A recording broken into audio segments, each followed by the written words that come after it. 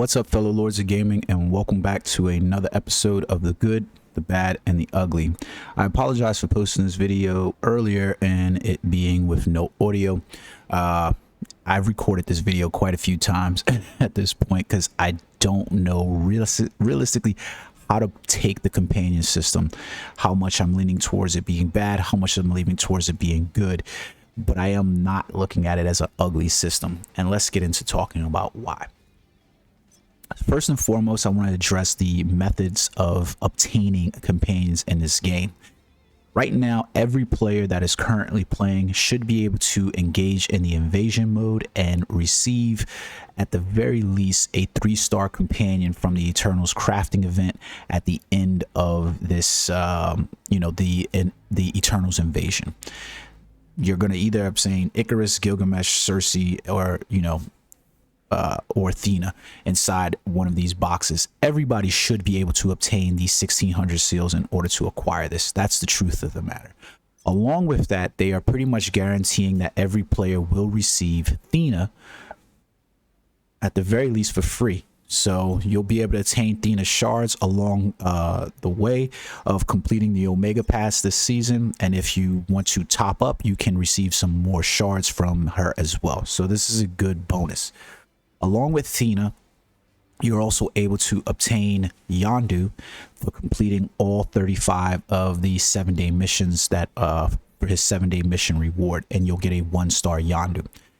Along with that, you are able to obtain Cersei shards from the 7-day Eternals login event. And at the end of the 7 days, you'll be able to roll for another 1-star companion box who could be either Icarus, Gilgamesh, Athena, or Cersei. The good thing about this is that means that you are at the very minimum collecting 3 guaranteed Cersei, Athena, and Yondu companions at 1-star, and you stand the benefit of probably getting maybe at least another 2, and if not another 2, you're going to get probably you'll get companion shards for one of those characters. So it's a pretty decent event that they've coming, like I've said, that they've given. But like I've said to you guys before, it's this Eternals update invasion really is a giveaway. Like 100% a giveaway. Every day, if you're completing inside here, you're also able to obtain companion shards, rare companion shards, for completing blitz, for completing raid the first time that you do it. It's a pretty decent event in terms of that overall. So you're able to compete here, and not compete, but you're able to play and just acquire stuff without having to pay anything in that regard. You don't have to pay.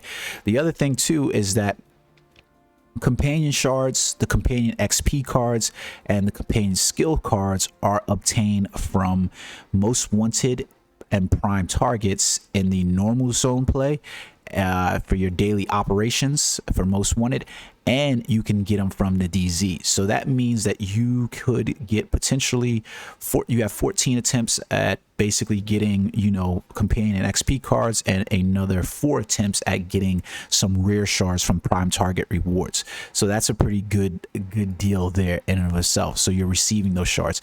If you are so inclined, and something that I suggest that you do not do, as you collect companion shards, whether they be common or rare or special, you can come over to the workshop and you are allowed to craft companion shards. So you can see here it's going to basically cost you 10 rare companion shards in order to craft a 1 special companion shard, or it'll take you 10 common companion shards in order to craft 1 rare shard.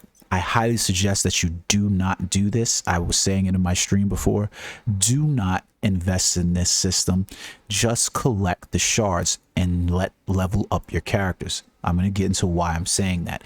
The only thing that you want to consider probably using is the special companion skill cards and the rare companion skill cards. I see the benefit of just basically leveling up your rare companion skill cards in order to get special companion skill cards, because any character that you're probably most likely going to be summoning is probably going to be of the special variety, especially by event's end. So plan on that in that regard.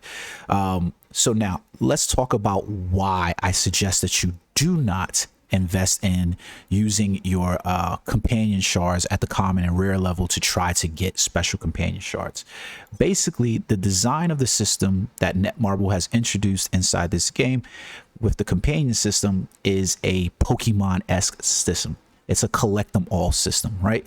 I gotta collect them all, gotta catch them all kind of system, where essentially every new companion that you collect will add to an overall collection effect. So for collecting Icarus, I'll get range damage, decreased stats, and as I level Icarus up, these stats will also increase. So as I upgrade these characters, these stats will increase. These are some of the new stats that have been added into the game. There are some really cool stats inside here for characters like Ursi, who's giving you experience gain and so forth. Bear in mind that the companions do have a benefit of leveling up as well, especially at the rare level and the special level, although this is going to take time, right? Because your special companions can acquire 2 bonus effects. Those could be anything from experience to, you know, defense, pierce, and so forth like that. So you can get those. Your rare companions only have the ability to get 1 5-star bonus effect, but you can see the collection stats are still there. So it's behoove of you as a player to basically just play the game, collect the shards for the characters, and then get them all to 6-star if you can, so that way you get the max effects for your collection. This is a really good thing because, as Godslave77 pointed out in one of his videos on his channel, it was specifically that the really great thing about this collection effect stat that's being listed on, since they're listed on the common system, is that the squad system, is that if Netmarble were to make some minor changes, some little things, and I as a player decided that I wanted to invest a little bit into the game and I wanted to purchase some companions, or I wanted to pull for some companions, I don't feel like anything will be negated, because these are overall stats that are being given overall. They're going to help characters kind of top off on certain skills and things like that, because attack and stamina recovery, HP and defense are there. So you're going to be able to cap off on some skills that you weren't maybe able to reach before. Critical damage, max damage rate. They're negligible benefits overall. Here goes another point to consider in here, and specifically jumping into that mention. The cost for even a well to accelerate the growth of these characters is really astronomical. Meaning, like, if I try to invest in these characters, it's going to cost me a hell of a lot in order to get there, and I'll show you why I say that. To upgrade a character from 1 star to 2 stars is going to cost you about 20 shards. To go from 2 star to 3 stars, it's going to cost you about 40, and then from 3 star to 4 star, as you can see here, it's going to cost 80. From 4 star to 5 star is going to cost you 160. So the guess is, because I don't know anybody that has a 6-star companion, it's going to cost you 320 shards in order to collect a 6-star companion. That's going to take a lot of time, because if you go inside the shop, the other ways in which you can free to play roll these options is that you're basically going to be looking at having the draws inside here for companions. Could you draw these characters at 3 stars? Sure. Are the rates really great for 3 stars? Not necessarily. It could happen. I don't see the necessity for doing that, so I wouldn't suggest it at all. To obtain some of the companion skill cards and things like that, you could obtain those from the dimension box, which are great, because guess what, these dimension box tokens are given out all the time. Like, if you look inside my inventory that I have here, I've gotten quite a few, and these basically come from oops, went to the wrong area. These basically come from just completing the battle challenges weekly, so you can get these cards inside these dimension box cards there. So it's not so bad, right, in terms of that. So this is going to be a really divisive topic, because literally there's going to be free-to-play players who are going to be like, well, the gap that this is going to create between the wells, because I even said this, right, there's still going to be a gap. But here goes the thing that you have to notice at some point, right, is that if you are a free-to-play player and you chose to be free-to-play, or you're you know, small spender, or you're a big spending well, or you're a Kraken level well, the gap that's already there exists. The amount of stats that are coming on these characters for the companions is literally not enough that is going to increase the gap over time exponentially. So for instance, like when we watched the live stream, we saw that every 6-star character basically equated to about 10,000 power level difference for an account. So that means if you had 10 of, 4 of these at 6-star, you might get a 40 to 50,000 bonus. Well, guess what? If a whale was already sitting at 1.5 million and above, and you're adding 40 to 50,000 in terms of that, it's not going to be a lot. You know what I mean? It's not, there's not going to be a lot. Now, that's not to say that future down the road, as we've seen with Netmarble games in general, that they're not going to add these red stars or colored stars inside of these systems to kind of upgrade these characters even further. You can bet your ass that that's coming. But that's coming overall in general, the same way we have the nano fusion and so forth. That'll probably come on our Omega cards and so forth. So they're going to add ways so that way they can up the power levels at every turn.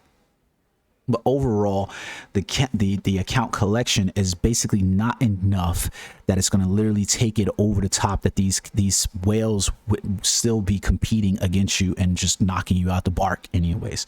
So just think about that, right? So the initial power gap is going to look significant, but the overall power gap towards the end game isn't. The great thing about this is that there are going to be some characters inside here that are going to help balance out people's accounts, and I wanted to specifically address those because Athena is actually a really good giveaway that they're putting out into the Omega Pass for players to acquire her, because she provides an overall skill bonus or a stat bonus inside here, a buff in terms of increasing your attack. That means that everybody in your team in the vicinity will receive that buff. So inside Invasion, this is great because if anybody's there, they're going to receive that buff, and she's going to come in and do some small damage. So she's actually really good overall companion to add to any roster inside there. Vision, I told you guys that I was probably going to purchase Vision, and I did because I was just interested in having, because specifically for me, for my Doctor Strange character class, I feel like I am constantly on the receiving end of some really bad damage takes. Like, it doesn't seem like he has enough defense in order to do that. And I'm going to bring this up in another video where I'm going to do a deep dive update on Doctor Strange and how I see the game currently after the update that changed some of the stats around overall. But he also has a pretty good skill because he decreases the damage received by 13%, and that will go up obviously. He also comes in with some decent enough damage, so you basically look at this as like another skill effect inside the game. Another character that I see that I really am looking forward to acquiring is Nick Fury. It's funny to me because coming from playing Marvel Future Fight, this skill is basically emblematic of what was already there inside Marvel Future Fight. He puts up a protective bubble for you, and while you're in that bubble, you have guard gauge recovery and guard damage immunity. That's pretty decent. I can see that skill being used overall inside like Omega War in this invasion mission. I think it's pretty decent, so I'm looking forward to seeing that skill used. He'll probably end up becoming my main once I get that once I get there, because in Dimension Duels I could see this as a great start out as well. And then lastly, I think that Yondu, depending on use case inside PvP, this could represent a pretty decent skill. It does need to land, and characters can dodge out of it, so we'll have to see how it plays out overall. But I think those so out of those 4 characters that I just listed, 2 of them are going to be given to you for free. You have one that's PvE and one that's PvP. She's overall really, but one that's PvE and one that's PvP. Of the characters that are currently listed inside the shop, I would not suggest that you purchase any of the Circe, Icarus, or Gilgamesh battle passes and the companion upgrade for Ultron. I don't think that they're worth it. I would stay away from those if I were you. If you were looking at any one of them, the Vision one would probably be it, and that's probably as far as I would go inside there. I think the biggest takeaway that I want people to remember about this is that overall, the system that they've put in place, the design mechanic, basically adds a new layer for the game and a reason for you to actually grind most wanted and prime targets, whether it's in DZ or in the sandbox. You basically are able to collect characters as you just are playing up and leveling up. So it basically just added a new reward in there. And if you were to look at it from that perspective, that it just added a new reward for you to acquire something for the free over time, you'll look at this as a beneficial effect in the game. If you look at it as another, I'm trying to keep up with the Joneses, then you're probably going to be feeling really negative about the companion system overall. So it's one of those things, like, you know, yes, it's going to require you a lot of time to grind, but you can grind this out. So for players that don't have a problem with the grind, this is going to look like a really decent system, because you'll eventually get there. You just have to do the work. For the players that just want something and they want it to be given to them, then it's not, this isn't for you. It's just not. It's about, you know, that's what it is. Lastly, I wanted to make sure that I annotated this for you guys. You can use your companions in every game mode with the exception of Spec Ops.